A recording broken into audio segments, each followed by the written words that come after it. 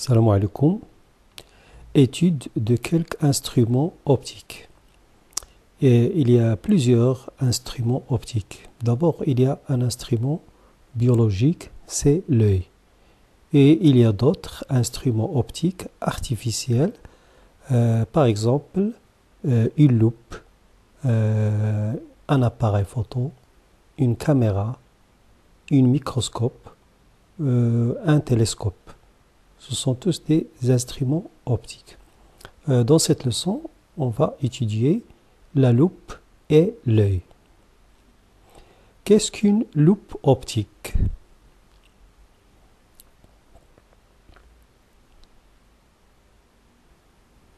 Comme vous voyez, la loupe est constituée d'une lentille convergente de courte distance focale entre 2 et 5 cm.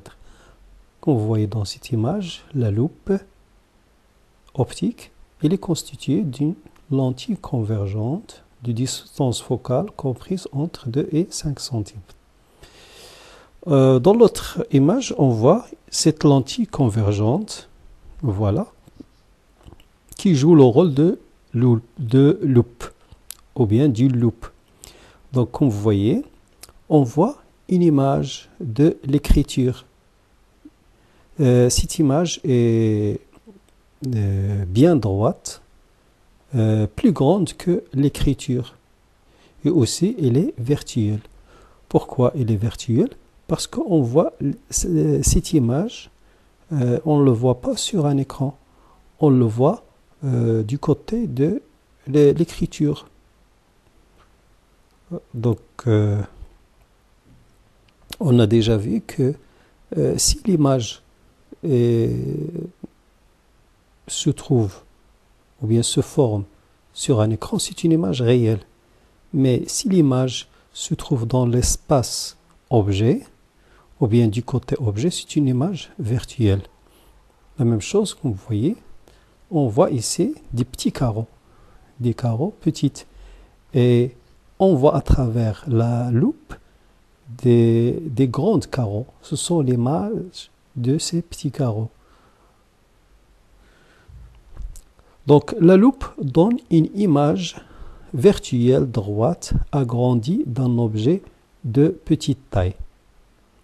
Mais comment la lentille convergente joue le rôle d'une loupe? Ou bien, quelles conditions qu'il faut remplir pour que cette lentille joue une loupe? Regardez. Dans ce schéma, on voit un œil qui voit un objet. Il le voit directement. Maintenant, si on place lentille convergente ici, regardez, on a placé lentille convergente, l'œil ne voit pas l'objet directement.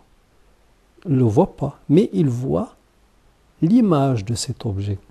Comment il le voit? Il le voit agrandi, plus grande que l'objet. Donc l'œil ne voit pas l'objet, mais il voit son image, comme dans l'image, comme dans cette figure. On voit ici, on voit l'image de l'écriture. On ne voit pas l'écriture directement, on voit l'image de cette écriture. La même chose ici. À travers la loupe, on voit l'image des carreaux qui sont agrandis. On ne voit pas les carreaux directement. On voit leur image qui est agrandie. Et aussi, on a dit que cette image, elle est virtuelle. Regardez. Si cette image, on a vu dans la leçon précédente que la lentille divise l'espace en deux parties. Il y a la partie où se trouve l'écran, ou bien l'espace image. Il y a l'autre partie, c'est l'espace objet. Si l'image se forme ici, on dit que c'est une image réelle. Mais si l'image se forme du côté de l'objet, ou bien dans l'espace objet, elle est virtuelle. Donc, comment on a trouvé cette image de cette taille? Donc, bien sûr, on va l'obtenir à travers la construction géométrique. Regardez. Voilà, on a fait la construction géométrique.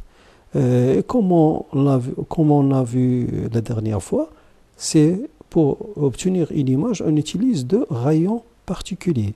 Un rayon qui est parallèle à l'axe optique. Ce rayon émerge en traversant F', et le deuxième rayon passe par O sans déviation. Et comme vous voyez, ces deux rayons divergent.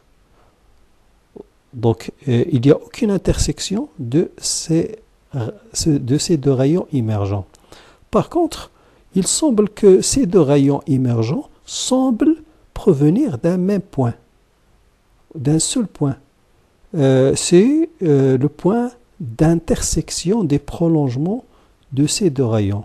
Donc ça, c'est le point d'intersection des prolongements de les deux rayons émergents. Et après, on fait la projection orthogonale de B' sur l'axe optique pour obtenir A', l'image de A. Et comme ça, on obtient l'image A', B'. Donc, quand on pose maintenant la question, quand la lentille convergente joue le rôle de la loupe. Donc, la réponse c'est quand OA est inférieur à F. Quand OA est inférieur à F. Donc, regardez, OA est inférieur à la distance focale OF ou bien F. Quand OA est inférieur à la distance focale F, on a dit, c'est la distance OF. D'une autre manière, la lentille joue le rôle, la lentille convergente joue le rôle d'une loupe quand on place l'objet entre la lentille et son foyer objet.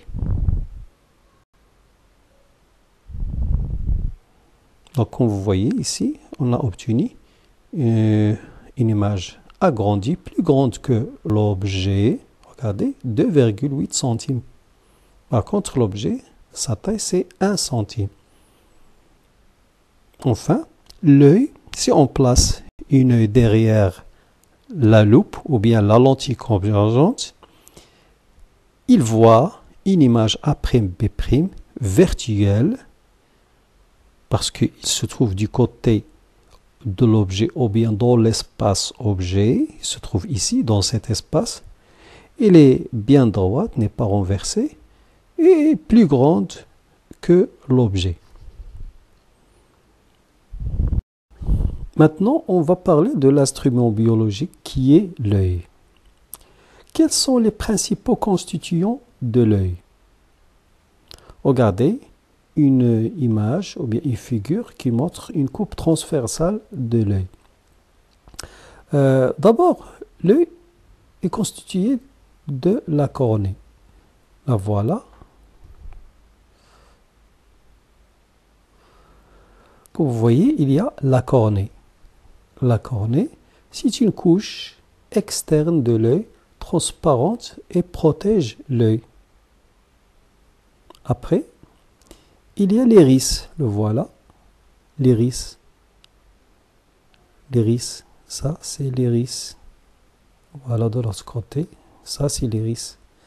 Donc l'iris c'est un muscle qui joue le rôle de diaphragme. Donc il est opaque, il n'est pas transparent. Hein? Il joue le rôle de diaphragme. Aussi, il y a la pupille. La pupille, la voilà. La pupille, regardez. Donc, la pupille, c'est un trou au centre de l'iris qui fait varier le diamètre de la pupille pour laisser entrer la quantité de lumière suffisante de l'œil.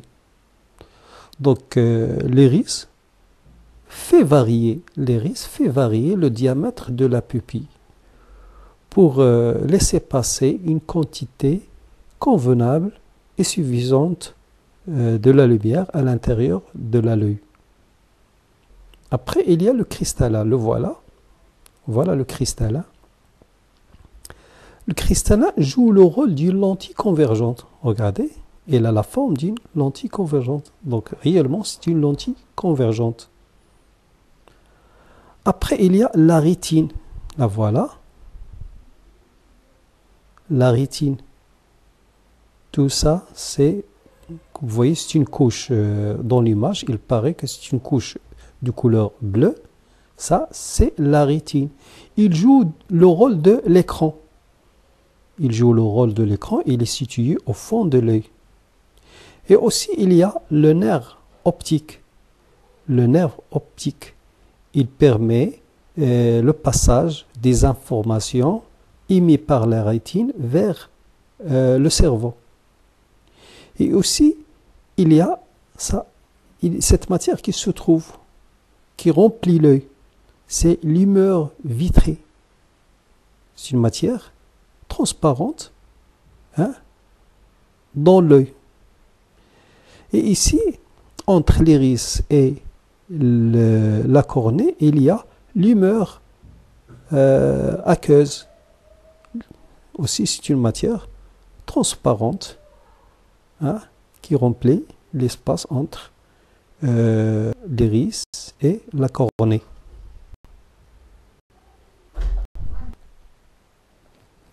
La lumière émise par un objet traverse d'abord la cornée, le qarniya, puis l'humeur aqueuse, sa'il al-ma'i, puis cette lumière passe à travers la pupille, al-bu'bu, puis à travers le cristallin, al-billawriya, après l'humeur vitrée, sa'il al-zujaji, pour atteindre cette lumière enfin la rétine shabakiya. La rétine envoie des signaux vers le cerveau à travers le nerf optique, al-asab al-basari. Donc, le cerveau traite ces signaux et reconstitue une image réelle et bien droite. Donc, on peut modéliser l'œil par ce modèle. Ça s'appelle le modèle réduit de l'œil. Le modèle réduit de l'œil.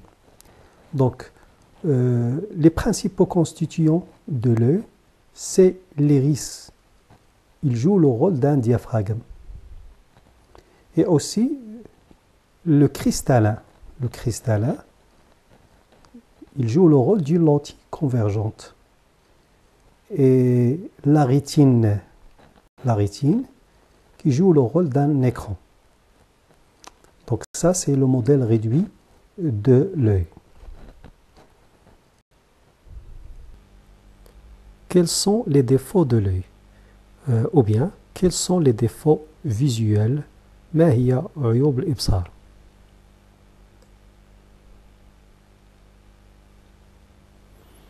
Dans cette figure, on voit un œil normal, c'est-à-dire un œil qui ne présente pas aucun défaut visuel. L'image d'un objet lumineux, quoi qu'il soit lointain ou proche, cette image se forme sur la rétine. Dans ce cas, la vision de l'œil est nette.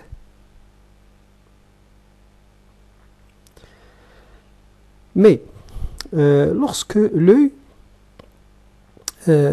souffre d'un défaut visuel, c'est-à-dire l'image n'est pas nette, ou bien l'image devient floue. Il y a des défauts visuels. Il y a plusieurs défauts visuels. Il y a d'abord les défauts liés à une anomalie de la longueur de l'œil, c'est-à-dire il y a des yeux qui sont courts et des yeux qui sont longs. C'est ce qu'on va étudier maintenant.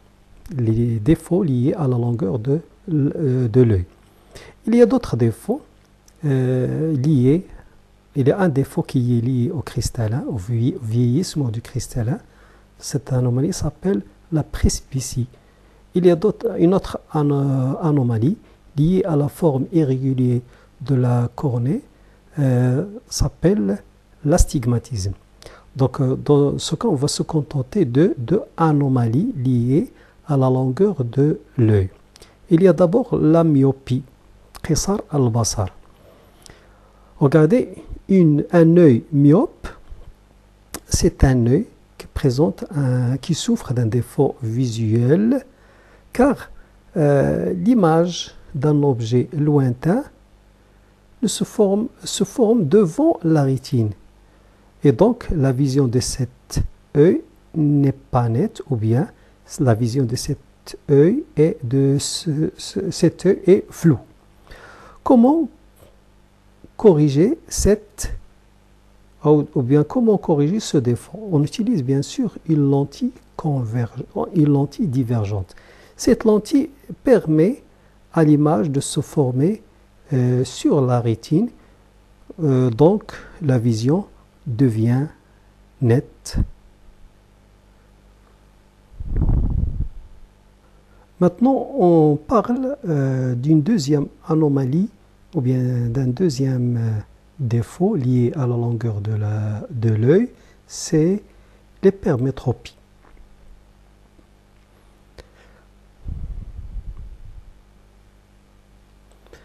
Regardez, nous avons dans cette figure un œil hypermétrope. C'est un œil qui présente aussi un défaut visuel. Pour les objets lumineux proches, leur image se forme derrière l'œil, ou bien derrière la rétine, car l'œil est courte. Donc bien sûr, la vision est floue, ou bien on dit aussi la vision n'est pas nette. Comment corriger ce défaut visuel, ou bien comment corriger l'hypermétropie? Bien sûr, pour corriger cela, ou bien cette anomalie, on met devant l'œil une lentille convergente.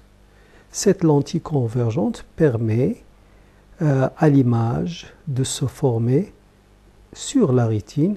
Donc, l'œil a une vision nette en utilisant une lentille convergente.